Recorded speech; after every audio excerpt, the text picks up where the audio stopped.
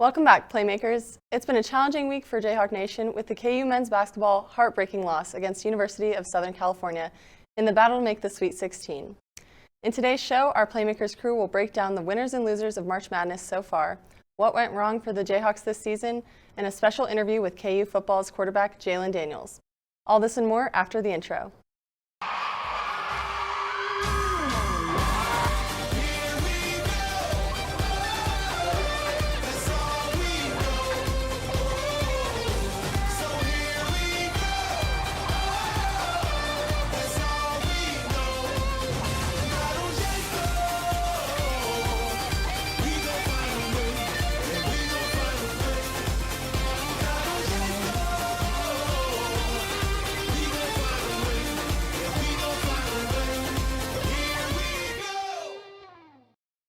Welcome back, everyone. My name is Caroline Soro. Happy March to all of you basketball fans out there. I would say the events of the first two rounds of the tourney would definitely classify as madness. According to the NCAA, not a single perfect bracket remains out of the millions submitted through ESPN, Yahoo, Bracket Challenge, CBS, or Sports Illustrated. Let's look at some highlights from this week.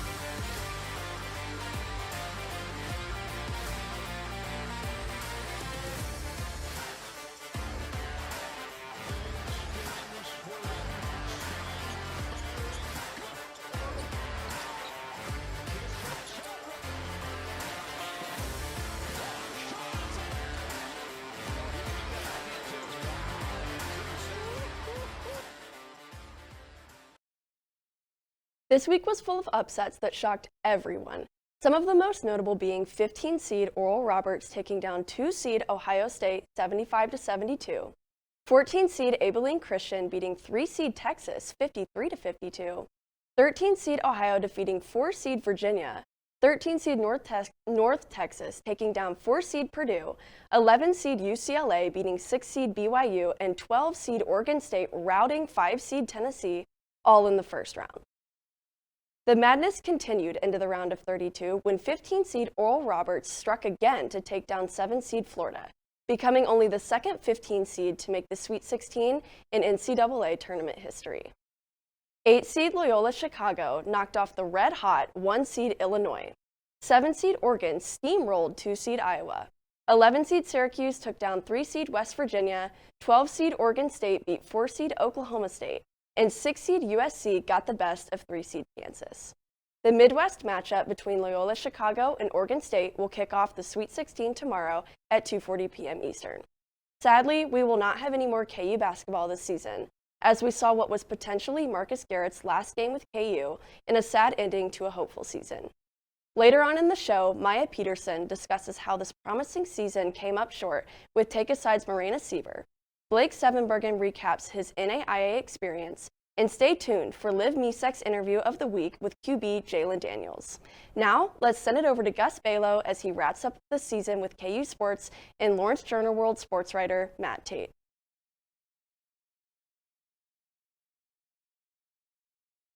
Welcome back to Playmakers. I'm happy to be joined by Matt Tate of the Lawrence Journal World and of KUSports.com. Matt, thank you so much for joining us this morning. You bet, man. My pleasure. It's a good time to catch me. The season's over. There's a lot to do still. That's one of the things that's really interesting about covering this beat and doing it for a fan base that's as excited about KU basketball as the KU fans are. You know, even though the season ended just a couple of days ago, it's never really over. They're already looking ahead to next season. They're already tracking transfers or recruiting or whatever they can figure out. And you know, that's something that I try to do too. So never a dull moment. And, you know, the season's always more fun because games are a good time and you get to break things down and whatnot. But there's something cool about the off season too. There's a little rhythm that comes with it, and it's now upon us. Where did you feel like the turning point was of the season? Because they had a little up and down season, you could say. They started off, they lost to Gonzaga, but then they won 8 straight, and they were, sound like they were on a roll. And they were finding themselves, and then January hit. You lose by 25 to Texas at Allen Fieldhouse. And then you had, some, tough conference losses. And then towards February, you start to get back up, and then you finish back down. So where did you think the turning point was of the season in respects to maybe when they were, not in in the best position they could have been in? Yeah, I mean, obviously a lot was made about their defensive improvement, and there's no question that once they committed to being a defensive-minded team and having that be their identity, that was a big part for them. That was definitely a turning point, and that came, right around the start of February. But I think more than that, I think it was the idea that these guys looked inside themselves and found a little pride, right? I mean, they were not happy at all how January went, and it would have been really easy to lay down and just pout about it and say, man, this sucks. This isn't fair. This isn't how it's supposed to be at Kansas. And I don't think those guys did that even a little bit. I mean, I think they talked it out. They talked with their coaches. They went through it. They dealt with it, and they decided that they have more pride than to just let this season get away from them. So part of that is obviously committing to defense and figuring out how to play offense in a way that benefits the team and sharing the ball and playing together and all those things that we wrote and talked about all season. But I think that the bigger picture of that is really just about the pride. I mean, these guys showed they have a ton of pride, and not just pride in themselves and for what they're doing to represent themselves and their families, but also pride for KU. They realize that this is not, losing 5 games in the month of January is not something that the fans want to see or expect to see or are used to seeing. And rather than sulking about it, they did something about it and got things going in a good direction again. And, we'll never know. Obviously, the COVID ending was a bad break and bad timing for that to hit. If they had been full strength, would they have had a better chance against USC? Maybe a better chance. I don't know that the matchup would have favored them either way, so it may not have changed the outcome, right? But yeah, but that's certainly a disappointing thing. But I think it probably hurt more because they did find their footing and they did dig out of that hole, and they did have a little pride that showed they can get back on track and be the team they want to be. So, pride is an important thing in sports and in life and in the world, of course, but I don't think you can underestimate how big of a role it played in this turnaround this season. I mean, it can definitely you can look at it and say X's and O's and all those other things we just talked about, but I think character and pride and just having the right guys willing to do that work and put that time in and really look at themselves in the mirror and say, hey, part of this is my fault. I got to do better, or I got to be better, or whatever it is. That's hard. That's hard for anybody of any age, but especially hard for young kids under a microscope like they're under here. And they pulled it off, and they did it, and they made a pretty darn good season out of it. So that for me was the biggest turning point, when they just all kind of realized, man, we've got to be better. This is on us. It's time. So let's go. And then they did. And then that made everything easy, or easier. But yeah, for sure. But yeah, that was a big part of it for sure. Well, Matt, I appreciate you for taking the time this morning. Stay safe, and we'll hope to talk soon. That sounds good. Thanks, Gus. Take care, man. Thank you.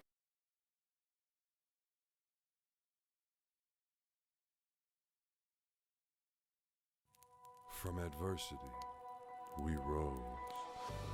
We made history and became pioneers, voyagers, champions, Jayhawks.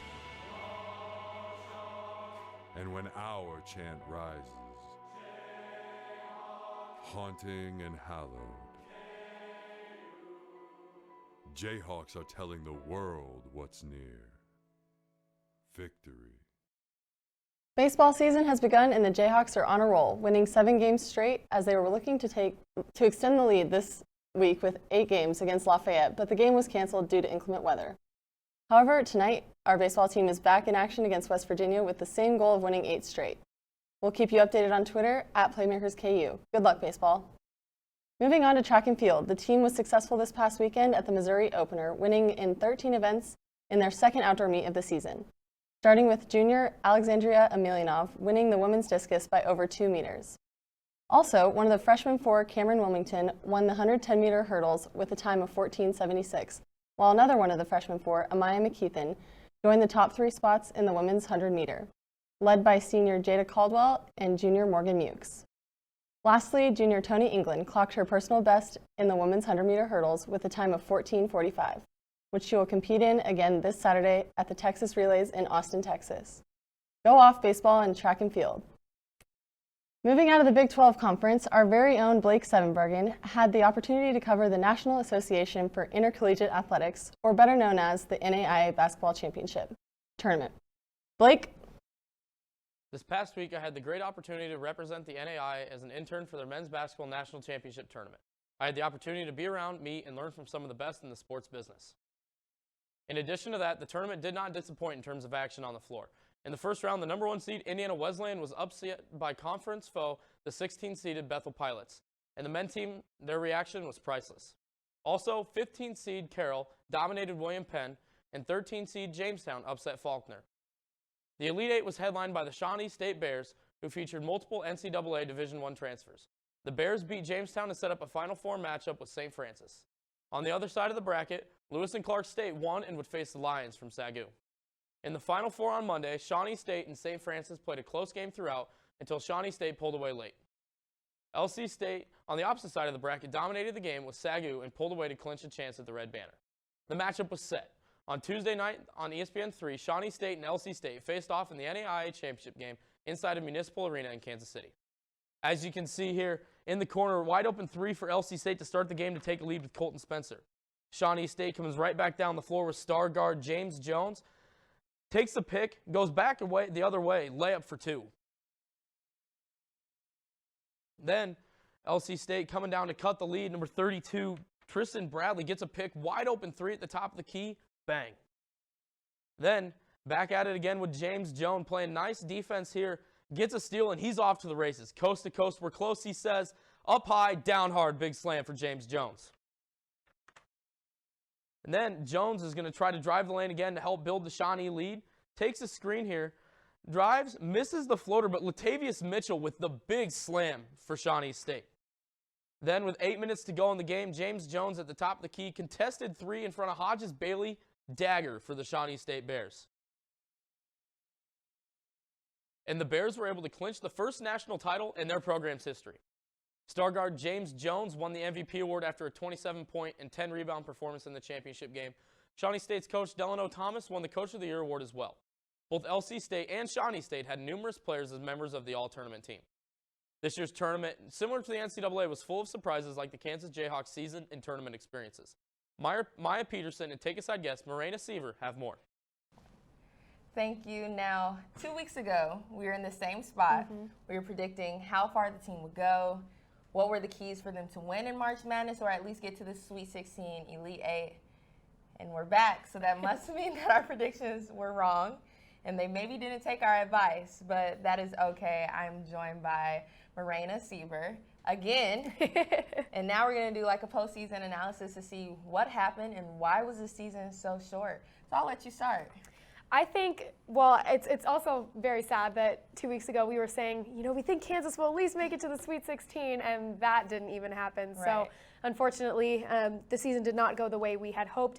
But I think the biggest thing all season and in the postseason has been that Kansas doesn't have a standout player.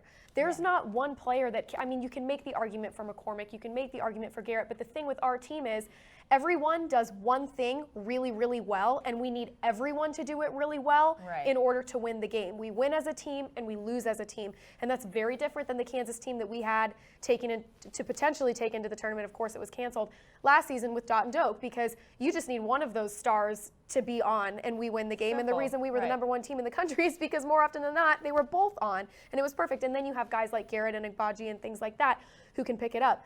This year, it wasn't like that. We didn't have a star, and if one person had if Ochai had a bad game, if McCormick had a bad game, the whole team didn't do well because we need them. We need everybody, every game, and we didn't get that. And that's what happened against USC. I'm completely with you. What I will say is, like you said, everyone does one thing well, but they can't do everything well. So it almost seems as we have a starting 5 of role players. Exactly. and there's no one to say like, all right, guys, let's pick it up. We have a point guard, but we don't have like an actual point guard that you would see in the NBA or just in general. For me, I compared it to just leadership in general. You know, every single press conference when the team was asked, who's the leader of this team, it was always kind of like, oh, well, Marcus is great off the court. He's good on the court. But no one had a direct person to say, hey, this is our guy. When things get tough, they speak up in the locker room or they speak up in the huddle and just say, let's get it together. Let's get something moving and just go. They don't have that. But every team does. They play with passion. They play like this is going to always be the last game. For me, I looked at Luka Garza and I'm like, Yeah. you can tell he wants it. He doesn't only want it for himself, but he wants it for the team. And that's what we need more of. So going off of that, we both said Marcus. And I guess we have to take a little time to say we're thankful for what he's done for this team. Absolutely. We're not sure if he'll return next year. We can only have hopes that he does. But if he doesn't, it's perfectly fine. We'll get through it. But we do want to say thank you to Marcus Garrett. And after the game, it got pretty emotional in the press conference. Yeah. Let's take a look at what Marcus Garrett had to say. Incredible, especially with Coach Self. He gave me an opportunity. He changed my life. I'm going to actually be the first person in my family to graduate in May, so I really appreciate what him and the coaching staff done for me and my family over these past 4 years. Just the way he taught me how to be a man, really. Coming from where I come from, you really don't know a lot about being a man or things outside of basketball, but Coach Self taught me everything. Well, as we saw there, like you said, it's emotional. You can tell he gave everything to that game, and we could tell. Marcus Garrett was the only person that I truly felt during the USC game was like, we got to keep going. We got to keep going. Up 20 for USC, he was still playing hard. So what did you think of the game itself? Well, it was embarrassing, first and foremost. But again, with Garrett, he deserved better from his teammates. He did. Marcus Garrett did not have a bad game. He led in every category. I'm pretty sure he had more points than anyone else, more rebounds, more assists. And again, he didn't look horrible. It's just the team itself looked horrible. And it's back to you win as a team, you lose as a team. So when the team looks bad, it obviously impacts everyone. But I don't know. I'm watching that game, and I just think he deserved better. And again, like Tyon Grant Foster had more points than anyone else in the game except for Garrett, and they were in garbage time because he was just taking threes. Exactly. It's I don't know. And people talking about how we did of course lose by 34 points. Like those numbers don't lie. But we didn't really lose that bad. We gave up at the 12-minute mark. That was all garbage time from that point forward. We weren't playing hard. We didn't want it. We wanted to get off the court more than we wanted to win by that point in the game. And that's what happened. The Mobley brothers they outplayed us in every single sense of the word, and it was a team loss. That's what I keep going back to. Garrett didn't have a bad game. Again, Garrett deserved more from his teammates. Agbaji didn't show up. Brown didn't show up. McCormick didn't show up. No one showed up except for Marcus Garrett. And so we lost. That's how it goes. But I think you made a good point about the Mobley brothers. That's who took this whole game, which brings me to another reason why they lost is the three-point defense. Isaiah Mobley, did you see the stats? It's like he's never done this before, but tonight he's hot. And the reason why is because, once again, shout out to David McCormick. However, he doesn't know how to guard a big man. And you saw it during when we played EWU against Tim Groves, who had a phenomenal game, 35 points, but most of his points came from the three-point line. We need a big man that can have paint presence, but also can guard on the line. And we're missing that. And I felt bad for Marcus Garrett because he was able to guard Evan Mobley, who if you compare the two, it's like Marcus Garrett was jumping for his life going up against Evan Mobley, but we needed that from everybody on the team. It was embarrassing, like you said. Like, what are we doing? Is there anything we can do? And even Coach Bill Self said in his press conference, he's like, well, maybe we could have gone to having two big men and with Mitch and Dave, but it's like, it's kind of too late to say we could have done that, or maybe we should have played the zone. These are things we could have made quick fixes at halftime. And overall, it was just, like you said, they looked like they wanted to get off the court. I was disappointed. There are still things that we need to change. For me, I think it's playing with passion. You can have a passion for basketball. We talk about this with sports journalism too. Right. You can have a passion for this, but if I can't see your passion, then I'm going to question why you're on the court. And that's how I feel about this team. We need people to play with passion. We need them to be confident, and we need them to play as a team because we did lack a little selfish versus selflessness at the beginning of the season. We can't we can't go through that again. But what Yeah. do you think? Yeah, I agree. And it's possible that we have this exact same team next season, right? If Garrett takes that other year of eligibility and Wilson and Agbaji come back, like you said, we could have this exact same team just with more development. So your Bryce Thompsons and your DeJuan Harrises and these guys that were starting out this year, they'll be developed. They'll have, I mean, maybe not fully, because we know Bill Self loves to take freshmen and turn them into 4-year starting players, like, you know, the Devontae Grahams and the Frank Masons of the world. So not that they'll be fully realized by next year, but they'll have that experience. They'll have had their freshman jitters out and things like that. And I don't know.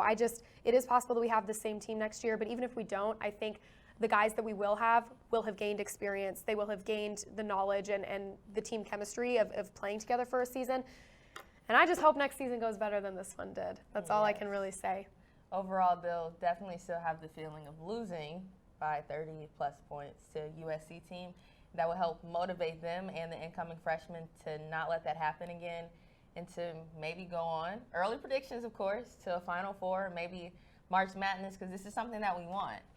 And overall, I'm looking forward to the season. I'm a freshman, so my freshman jitters are out. I didn't play a game, but they're out, and I'm excited to see what the team brings.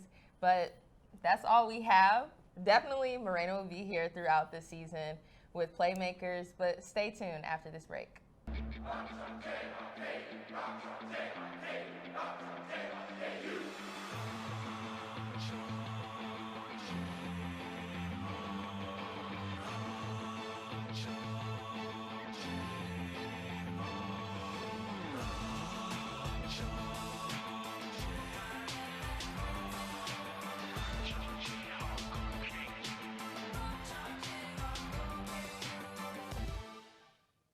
Breaking news. Texas head coach Shaka Smart is currently talking to Marquette about becoming the program's next head coach, according to ESPN.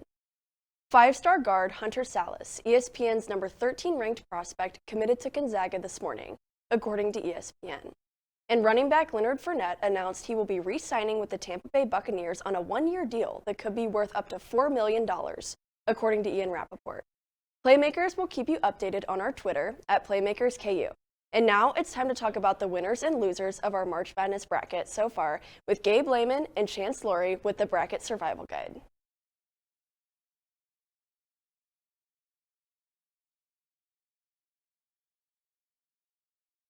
That's right, Caroline. Chance and I will be revealing what made and broke our bracket.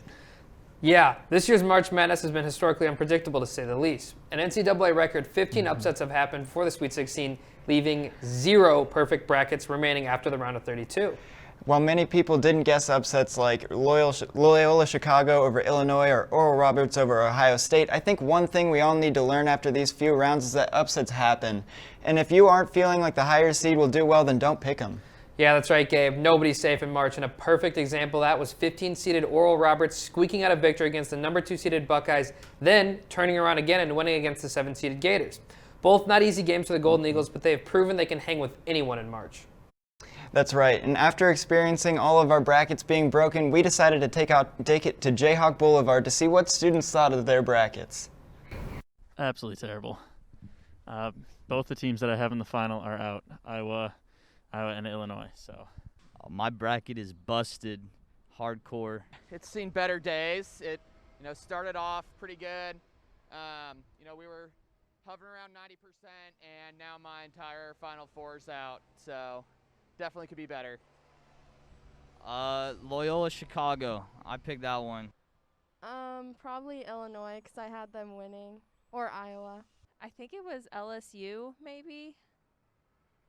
No, I was pretty bummed about our Hawks. Had them winning it all this year. Kind of felt like we were going to be the underdog Cinderella team. But, we're surviving. I had them getting out in the Sweet 16, so not too bad, but I would have liked to see them go. Alabama. Oral Roberts, baby. Going all in. I think it's got to be Gonzaga. Gonzaga now I have winning. Well, Chance, I think one thing that we can say is that our Playmakers Crimson Team bracket is far from perfect, just like those of the people we interviewed.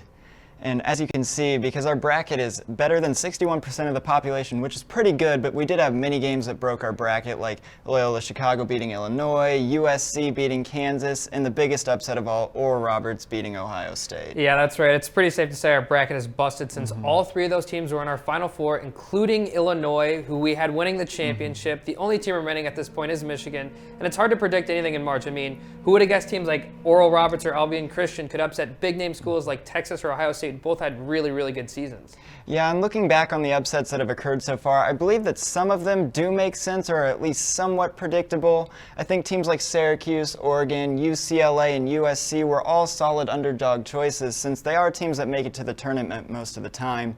Experience is definitely a factor in the tournament, especially when with coaches. It's always safe to assume that teams who have it have the opportunity to win. Well, and you can never count out the Loyola Chicago Ramblers. With their huge win over Illinois, this team is dangerous. If Cameron Krutwig and their three-point shooting can get going, who knows? Maybe they can replicate their unforgettable 2018 Final Four run.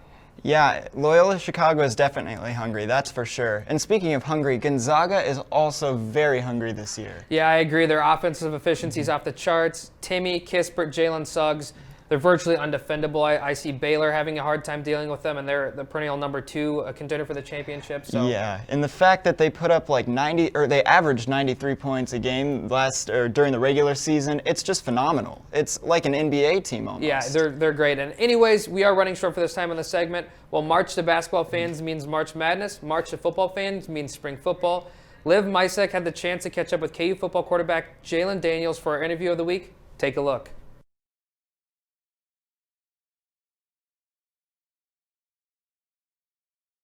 Hey Jayhawks, welcome to the interview of the week. I'm Liv Misek with Playmakers. The 2020 football season for the University of Kansas greatly impacted one athlete in particular. True freshman Jalen Daniels snatched the spot of starting quarterback last season. After seeing his talent on the field, Jayhawk fans want to know more about the man under the helmet. In previous weeks, we've been able to do our weekly interviews over Zoom, but this week we decided to get active and walk our way through Jalen Daniels' personal life and his interests. So we're here at David Booth Memorial Stadium. What does this place mean to you? You know, it means a lot. Being able to play a lot of home games in this area. Haven't really gotten the full feel of fans in the building, filling up the place, yelling rock chalk and everything, but it means a lot to be able to play here with my brothers.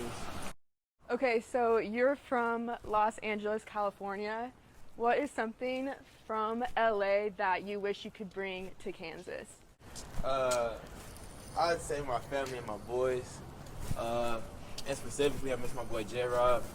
And immediate family, of course, I miss my grandma, my mom, my stepdad. Miss them being around me every single day, but life goes on. Okay, Jalen, so you being a long way from home and your family being a long way from seeing you, have they been able to get out to games with COVID? How has that affected their travels? Yeah, they made it out to every game that KU let them come to. The only home game that I believe that they missed was the first game, which was against Coastal Carolina, when they didn't allow any fans. Right, and is it weird there not being as many fans as you've seen, like, while you were getting recruited and everything? Yeah, looking at the KU games from last year, I seen how it wasn't a full house, but it was a whole lot of fans yelling out rock chalk and everything, and I just can't wait to get that feel. Right. So enough of the serious questions. Let's kind of dive into more of his personal life and what he likes to do.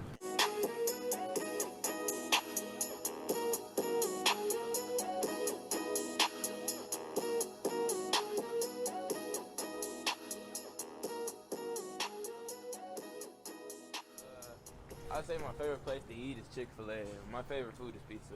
Favorite food is pizza. Okay, what do you order at Chick-fil-A? I mean, we get red cards, so I be buying the whole menu. I get chicken strips, chicken nuggets, and chicken sandwich, the whole meal. All of it. What would be a celebrity or athlete that you would like to share your Chick-fil-A with? Share my Chick-fil-A, I don't like doing that. But me, I'll say I'll meet Deshaun Watson. He's not getting any of the Chick-fil-A. You're not sharing? Nah, unless he's paying for it.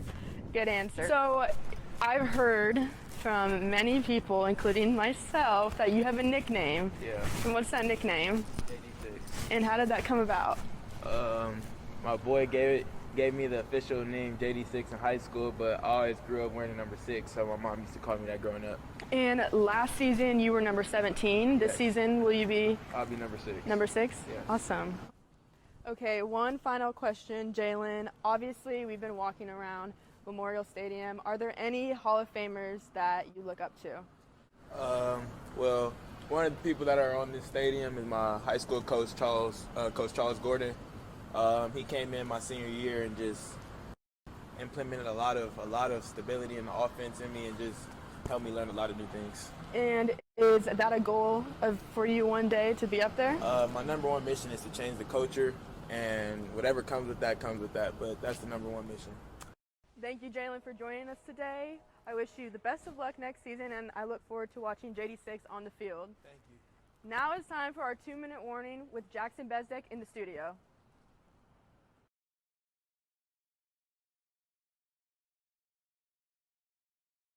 Welcome back to this week's 2-Minute Warning, where we will be going over some of the most exciting plays from the first weekend of March Madness. The first weekend was filled with many crazy plays and upsets, and for sure made its mark as one of the most exciting first rounds ever. To start, let's look at the very first game of the tournament, as 10-seeded Virginia Tech took on 7-seeded Florida. Florida's up 3 with 4 seconds left as Naheem Aline pulls up and absolutely buries a 3 to tie it up at 64, sending this game into overtime. What a way to start off March Madness, as this was the very first game of the entire tournament. Let's keep it on this game for our second highlight, as we're going to jump to Trey Mann nailing a dagger step back 3 in overtime.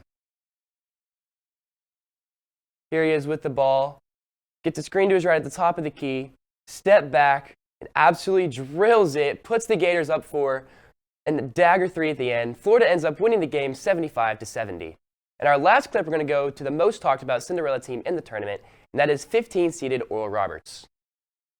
In this clip, we see Ohio State missing a wide open 3 at the end. Dwayne Washington Jr. couldn't get it to fall as he struggled down the stretch for the Buckeyes, and Oral Roberts pulls off an absolutely unbelievable upset, 75-72. They also beat Florida 81-78 in the second round. Tomorrow they would take on 3-seeded Arkansas to try and continue their Cinderella story. March Madness has brought many top plays, and we want to see what play made you jump out of your seat this week on Twitter at PlaymakersKU to be highlighted next week. That's all I have for you. 2-Minute Warning. Back to you, Riley. As we announced last week, KU Playmakers Bracket Challenge is in full swing, even though we wish we could have had Gabe and Chance's Bracket Survival Guide. The current standings have the Ultimate Playmakers leading in 5th, followed by Blue Crew at 6th, and the Crimson Crew all the way at 8th. As we mentioned, the stakes are high on who will be pied at the end of March Madness.